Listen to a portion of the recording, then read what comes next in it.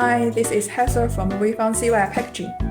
Due to the complexity of all materials and processes in the packaging printing industry, today I will introduce you to the materials commonly used in Miller books.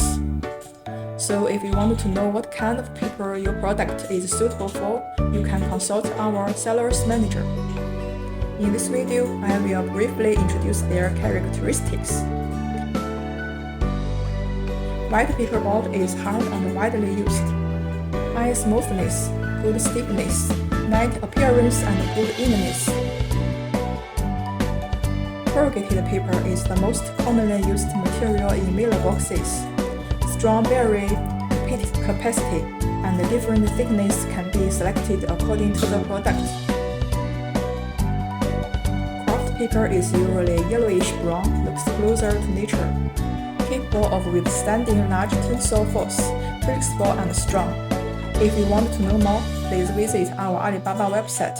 Then we can help you make a transaction or obtain information. This is the whole content of this video. Follow us, like us, and see you in the next video. Bye!